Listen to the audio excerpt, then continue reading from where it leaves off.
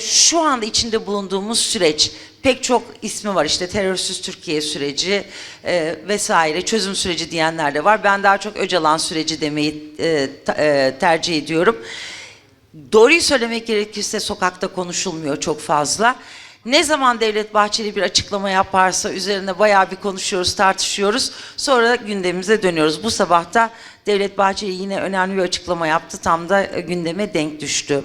Şimdi biz bu meselede neredeyiz sorusu galiba önemli.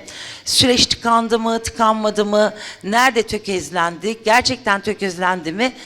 Amerika, İran meselesini halletmeden Türkiye'deki sürecin ve bölgedeki gidişatın çok fazla pragmatik değişikliklere uğramasını istemiyor. Siz bu İran Kürtleri meselesine sokuyorsunuz. Ona bağlantılı olarak bugün Devlet Bahçeli'nin açıklamaları da var. Nerede görüyorsunuz süreci? Süreç şu anda hangi aşamada? Sürecin sadece bölgesel dinamiklerle açıklanamayacağını teslim etmekle birlikte, yani bir iç dinamik boyutunu da olduğunu reddetmemekle birlikte diyeyim daha doğrusu, başından beri bu mevzuyu en azından aktörlerin, taraf olan aktörlerin motivasyonları üzerinden baktığımızda bir bölgesel alt üst oluş var, küresel alt üst oluşla paralel olarak ve bu her iki aktörün, Kürt ve Türk aktörlerin bu bölgede neyin nasıl olması gerektiğine ilişkin bir tahayyülleri var, bir projeksiyonları var. Ve bu projeksiyonları ortaklaştırma girişimi bu. İşte ben buna Kürt-Türk ittifakı dedim. Bahçeli kardeşlik diyor. İşte Öcalan demokratik demokratik toplumsal barış diyor vesaire. Adına ne koyarsanız koyun. Mevzu bu. Şimdi geldiğimiz aşamada sürecin tıkanmasının da bana göre temel nedeni süreci başlatan dinamiklerdeki dönüşüm. Bu dönüşümlerden birincisi Türkiye'nin ve Erdoğan'ın sadece jeostratejik önemi üzerinden Türkiye'nin bugün Trump ve adamlarının nazarındaki değerini böyle bir rasyonel gerekçeye dayandırarak analiz etmek, yaşamakta olduğumuzu bana yeterince açıklayıcı gelmiyor. Trump, Erdoğan'dan ne almış olabilir de bu kadar Erdoğan'a teveccüh gösteriyor sorusunun cevabı bende yok, açık söyleyeyim. Ama bunun süreç bağlamındaki etkisini söyleyecek olursak, bir, Trump ve adamlarının Türkiye ve Erdoğan sevdasının sürecin ilerlemesinde belirleyici bir faktör olduğu yaşaya geldik. Ve buna bağlı olarak da sürecin yavaş gitmesini mümkün kılan faktörlerin başında bana kalırsa bu geliyor. Bugün Devlet Bahçeli'nin açıklamalarına baktığımızda enteresan şeyler görüyoruz. Diyor ki bu sürecin koordinatörü Abdullah Öcalan olmalıdır.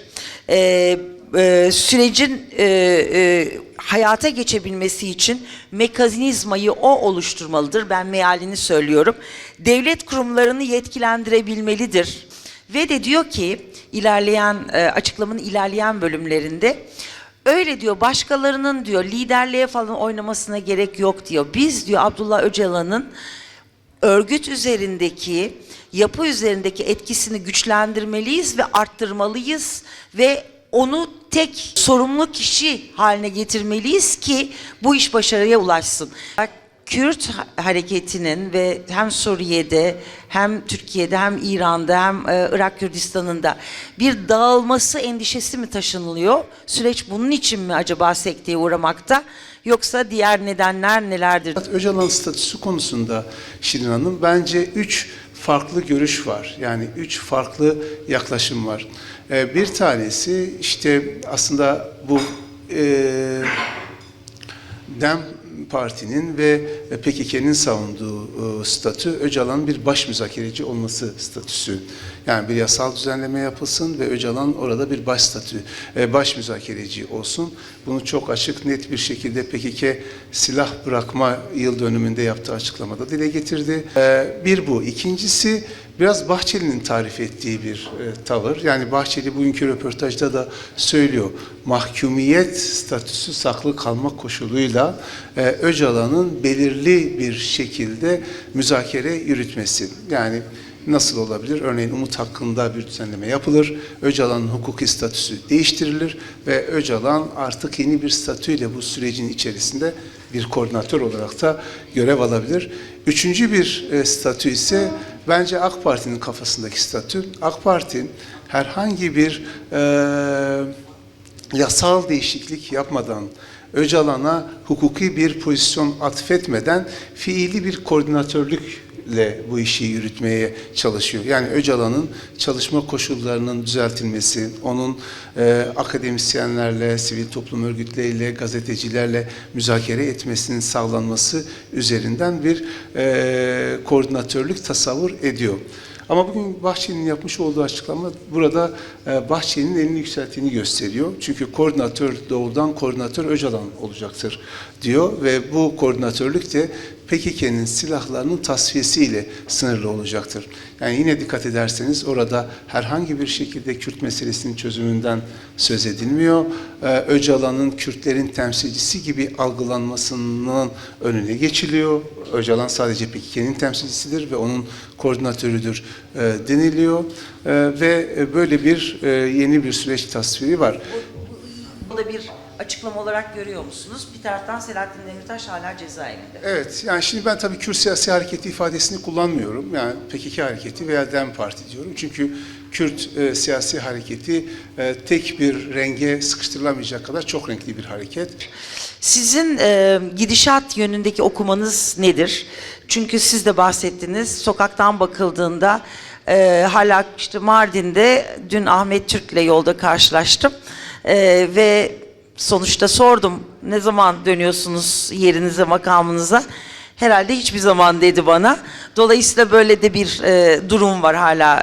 Kayyumlar devam ediyor. İşte Selahattin Demirtaş, Figen Yüksekdağ, Selçuk Mızraklı hala cezaevindeler.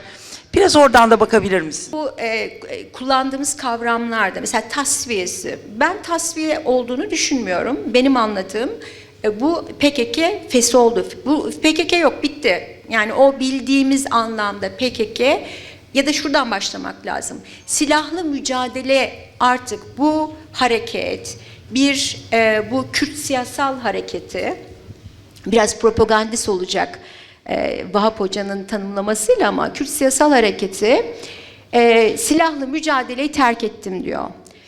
Şimdi diyor ve bu sadece demekle alakalı bir şey değil. Bunun yerine dönüşüyor. Hareket ve Öcalan, siz Öcalan'ın merkezi rolüne referans verdiniz. Aynen öyle. Abdullah Öcalan, bunu ben kurdum, şimdi de bitiriyorum, virgül, nokta değil. Yerine de yeni bir siyasi düzen kuruyorum, siyasi organizasyon kuruyorum ve bunun hedefinde de silahlı mücadele değil, siyasi mücadele var. Buradan geri dönüş illaki demek değildir diye düşünüyorum. Türkiye ile hareketin yeniden çünkü bu konuda benim anladığım kadarıyla hareket gerçekten ciddi. Çünkü bu momentte de eğer bir terör örgütü olarak yeni kurulan düzende bu kaynak, insan kaynağı, sadece insan kaynağı değil, coğrafyanın aynı zamanda kaynaklarının kullanılması, insan kaynağının kullanılması terörist parantezine alınırsa bu kimsenin istediği bir şey değil. Yani Kürtler ve Kürdistan öncelikleri açısından söylüyorum. Bu aynı zamanda Irak Kürdistan'ın, bu aynı zamanda Suriye Kürdistan'ın da çıkarlarına hizmet etmeyen bir durum. Onun için temel strateji belli. Bu stratejiye uygun hangi adımların atılacağı belli. Türkiye ile başlatılan süreç bu temel stratejiye uygun bir adım. Bunun olup olmaması zaman içerisinde göreceğiz ve dediğim gibi ben de kafamda takvimi öyle belirledim.